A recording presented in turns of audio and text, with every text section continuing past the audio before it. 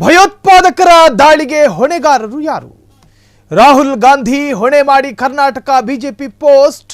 ಬಿಜೆಪಿಯಿಂದ ಸೋಷಿಯಲ್ ಮೀಡಿಯಾದಲ್ಲಿ post war ನಡೀತಾ ಇದೆ. ಭಯೋತ್ಪಾದಕರ ಮರಣ ಮೃದಂಗ ಅಟ್ಟಹಾಸಕ್ಕೆ ಯಾರು ಹೊಣೆಯಾಗ್ತಾರೆ? ರಾಹುಲ್ ಗಾಂಧಿ ಹೊಣೆ ಮಾಡಿ ಕರ್ನಾಟಕ ಬಿಜೆಪಿ ಪೋಸ್ಟ್ ವಾರ್ ಮಾಡ್ತಾ ಇದೆ. ಬಿಜೆಪಿಯಿಂದ ಸೋಷಿಯಲ್ ಮೀಡಿಯಾದಲ್ಲಿ ಪೋಸ್ಟ್ ಯುದ್ಧ ಶುರುವಾಗಿದೆ. ರಾಹುಲ್ ಗಾಂಧಿ ವಿದೇಶಕ್ಕೆ ಹೋದಾಗಲೆಲ್ಲ ಉಗ್ರಗಾಮಿಗಳು ಭಾರತವನ್ನು ಸುಡುತ್ತಾರೆ, ಭಾರತದಲ್ಲಿ ಪಾತಕ ಕೃತ್ಯಗಳು ನಡೆಯುತ್ತವೆ ಅಂತ ಹೇಳಿ ಬಿಜೆಪಿ ಸೋಷಿಯಲ್ ಮೀಡಿಯಾದಲ್ಲಿ ಪೋಸ್ಟ್ ಹಾಕಿಕೊಂಡು ಯುದ್ಧಕ್ಕೆ ಅಂದ್ರೆ ಪೋಸ್ಟ್ ಯುದ್ಧಕ್ಕೆ ಆಹ್ವಾನ ಮಾಡಿದಂತೆ ಕಾಣ್ತಿದೆ. ಬಿಜೆಪಿ ಪೋಸ್ಟರ್ ವಿರುದ್ಧ ಕಾಂಗ್ರೆಸ್ ದೂರು. ಬೆಂಗಳೂರಿನ ಹೈಗ್ರೌಂಡ್ಸ್ ಠಾಣೆಯಲ್ಲಿ ಎಫ್ಐಆರ್ ದಾಖಲಾಗಿದೆ. ಎಫ್ಐಆರ್ ದಾಖಲು ಬೆನ್ನಲ್ಲೇ ಬಿಜೆಪಿಯಿಂದ ಪೋಸ್ಟ್ ಡಿಲೀಟ್ ಆಗಿದೆ. ಭಯೋತ್ಪಾದಕ ದಾಳಿಗೆ ಹೊಣೆಗಾರರು ಯಾರು? ಸಮುದ್ರ ಕೀಳದ ಮೇಲೆ ಚಳಿ ಅಂದ್ರೆ ಆಗುತ್ತಾ? ಪೋಸ್ಟ್ ಹಾಕಿದ್ರಿ, ಪ್ರಶ್ನೆ ಕೇಳಿದ್ರಿ, ಎಫ್ಐಆರ್ ದಾಖಲಾಯ್ತು, ಪೋಸ್ಟ್ ಡಿಲೀಟ್ ಆಗುತ್ತೆ. ಇದಂತಹ ಕ್ಷಮೆಯ ಸಂಪ್ರದಾಯ. ರಾಹುಲ್ ಗಾಂಧಿ ಫೋಟೋ ಹಾಕಿ ಪೋಸ್ಟ್ ಮಾಡಲಾಗಿತ್ತು. ಬಿಜೆಪಿ ಪೋಸ್ಟರ್ ವಿರುದ್ಧ ಕಾಂಗ್ರೆಸ್ ದೂರು. ರಾಹುಲ್ ಗಾಂಧಿ ವಿದೇಶಕ್ಕೆ ಹೋಗಿದ್ರು ಅನ್ನೋ ಕಾರಣಕ್ಕೆ ಉಗ್ರಗಾಮಿಗಳು ಭಾರತಕ್ಕೆ ನುಸುಳಿದ್ರ? ನರೇಂದ್ರ ಮೋದಿ ಸೌದಿ ಅರೇಬಿಯಾದಲ್ಲಿ ಇದ್ರು ಅನ್ನೋ ಕಾರಣಕ್ಕೆ ಉಗ್ರಗಾಮಿಗಳು ಭಾರತಕ್ಕೆ ನುಸುಳಿದ್ರ? ಇದು ಚರ್ಚಾ ವಿಚಾರನ.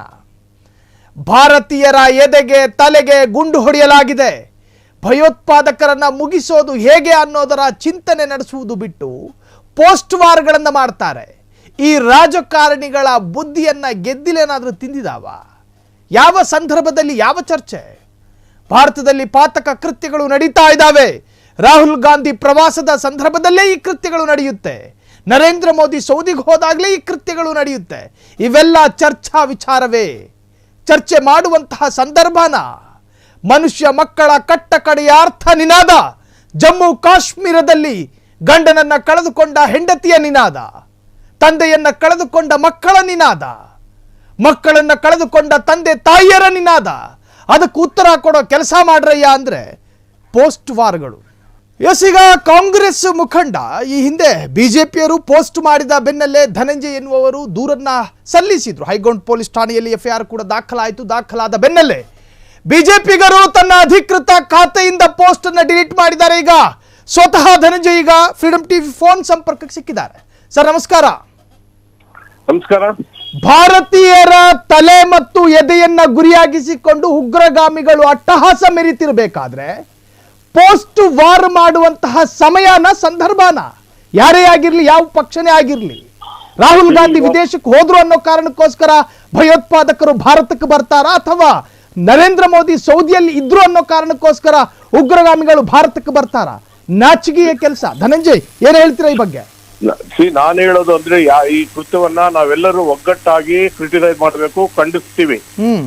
ಇದು ಪಕ್ಷದ ಮುಖ್ಯ ಅಲ್ಲ, ಇದು ದೇಶದ ಮುಖ್ಯ. ದೇಶ ಮುಖ್ಯ. ಈಗ ನೇಷನ್ ಇಸ್ ಇಂಪಾರ್ಟೆಂಟ್. ಆದ್ರಿಂದ ನಾವು ಒಟ್ಟಾಗಿ ಖಂಡಿಸ್ತೀವಿ. ಇದರೊಳಗೆ ರಾಜಕೀಯ ಮಾಡೋದು ಸಲ್ಲ ಅಲ್ಲ ಅಂತ ನಾನು ಹೇಳ್ತೀನಿ. ಅಲ್ಲ, ಪೋಸ್ಟ್ ಅಲ್ಲಿ ಏನು ಉಲ್ಲೇಖ ಮಾಡಲಾಗಿತ್ತು? ನೀವ್ ಯಾಕೆ ದೂರು ಕೊಟ್ರಿ? ಇದ್ರೊಳಗೆ ಏನಾಗಿದೆ ಅಂತ ಹೇಳಿದ್ರೆ, ಇವರು ಅನ್ಫಾರ್ಚುನೇಟ್ಲಿ ಬಿಜೆಪಿಯವರು ಒಂದು ನಮ್ಮ ಈ ಪುಲಾವ್ ದಾಳಿ ಮುಂದಿಟ್ಕೊಂಡು ಕೋಮಸಾರಸನ್ನು ಕೆದರಲು ಟ್ರೈ ಮಾಡಿದ್ದಾರೆ. ಅದು ಕ್ಲಿಯರ್ ಆಗಿ ಅವರು ಹಾಕಿರುವಂತ ಇದು ನೋಡ್ದ ಅಂದ್ರೆ ತಮಗೆ ಗೊತ್ತಾಗುತ್ತೆ. ಆ ಪೋಸ್ಟ್ ಮಾಡಿರೋದನ್ನ ಕ್ಲಿಯರ್ ಆಗಿ ಏನ್ ಹೇಳಿದ್ದಾರೆ ಅಂತ ಅದನ್ನ ದಯವಿಟ್ಟು ಹೇಳ್ತೀನಿ. Every time Rahul Gandhi leave the country something sinister unfolds back home ಅಂದ್ಬಿಟ್ಟು Pahalgam terrorist attack ash Hindus ಅಂತ ಹಾಕ್ತಾರೆ. ಇದು ಅರ್ಥ ಏನು ಅಂತ ಹೇಳಿದ್ರೆ, ಬಿಂಬಿಸೋದು ಏನಂತ ಹೇಳಿದ್ರೆ, ಇವರು ರಾಹುಲ್ ಗಾಂಧಿನ ಇದರೊಳಗೆ ತರಕ್ಕೆ ಭಯೋತ್ಪಾದನೆ ದಾಳಿಯನ್ನು ಹಿಂದೂಗಳಿಗೂ ಮುಸ್ಲಿಂಗಳಿಗೂ ಸಮರಸ ಸರಿ ಇಲ್ಲ ಅನ್ನೋ ಅಂತ ಕೆಡಿಸಬೇಕು, ಕೋಮು ಸಮರಸವನ್ನು ಕೆರಳಲು ಯತ್ನ ಮಾಡಿರ್ತಾರೆ ಅಂತ ನಾವು ಕಂಪ್ಲೇಂಟ್ ಕೊಟ್ಟಿರ್ತೀವಿ. ಇಮಿಡಿಯೇಟ್ಲಿ ಅವರು ಅದನ್ನ ಡಿಲೀಟ್ ಮಾಡಿದ್ದಾರೆ. ನಮ್ಮ ಪ್ರೇಯರ್ ಏನಂತ ಹೇಳಿದ್ರೆ, ದಯವಿಟ್ಟು ಇದಕ್ಕೆ ರಾಜಕೀಯ ತರಬೇಡಿ. ಇದು ಕೇಂದ್ರ ಸರ್ಕಾರ ಏನ್ ಕ್ರಮ ತಗೊಂತಾರೋ ಅದಕ್ಕೆಲ್ಲ ನಾವು ನಿಂತಿರ್ತೀವಿ, ಅವ್ರ ಹಿಂದ್ಗಡೆ ನಾವು ಇರ್ತೀವಿ ಅಂತ ಈ ಸಭೆ ಕೇಳಕ್ ಇಷ್ಟಪಡ್ತೀವಿ. ಇನ್ನು ಧನಂಜಯ್ ಅವರೇ, ಬಾಂಗ್ಲಾದ ಗಡಿಯಲ್ಲೆಲ್ಲ ದಾಳಿ ಆಗಿರುವಂತಹದ್ದು ಭಾರತದ ಗಡಿಯಲ್ಲಿ. ಲಿಟ್ರಲಿ ಅಲ್ಲಿ ಭದ್ರತಾ ವೈಫಲ್ಯಗಳು ಎದ್ದು ಕಾಣ್ತಿದ್ಯಾವ ಅಂತ? ಭದ್ರತೆ ಅದೆಲ್ಲ ನಾವು ಅದ್ರ ಬಗ್ಗೆ ನಾವೆಲ್ಲ ಇವಾಗ ಚರ್ಚೆ ಮಾಡಕ್ ಹೋಗೋದು ಇಷ್ಟ ಇಲ್ಲ. ಈಗ ಏನ್ ಕೇಂದ್ರ ಸರ್ಕಾರ ಆಕ್ಷನ್ ತಗೋನೋ ಅದಕ್ಕೆ ನಾವು ಅವ್ರ ಮುಂದೆ ಹಿಂದೆ ನಾವ್ ಇರ್ತೀವಿ ಅಂತ ನಾವ್ ಹೇಳಕ್ ಇಷ್ಟಪಡ್ತೀವಿ. ಅಲ್ಲಲ್ಲ, ಒಂದು ದೇಶಕ್ಕೆ ಆಕ್ಷನ್ ಎಗೇನ್ಸ್ಟ್ ಕಲ್ಪ್ರಿಟ್. ಅಲ್ಲ, ಭದ್ರತಾ ವೈಫಲ್ಯದ ಬಗ್ಗೆ ತಮ್ಮ ಅಭಿಪ್ರಾಯ? ಅದು ನಾನು ಹೇಳ್ತಾ ಇರೋದು ಈ ಸದ್ಯಕ್ಕೆ ಅದ್ರ ಬಗ್ಗೆ ಮಾತಾಡಕ್ಕೆ ನಂಗೆ ಇಷ್ಟ ಇಲ್ಲ.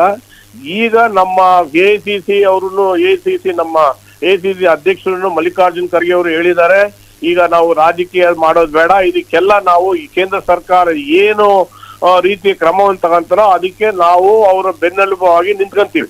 ಬಿಜೆಪಿ ಕಾರ್ಯಕರ್ತರ ನಿಲುವೇನೋ ಅದೇ ತರಹ ನಿಮ್ಮ ನಿಲುವುಗಳು ಕೂಡ ಕಾಣ್ತಾ ಇದೆ ಅಷ್ಟೇ.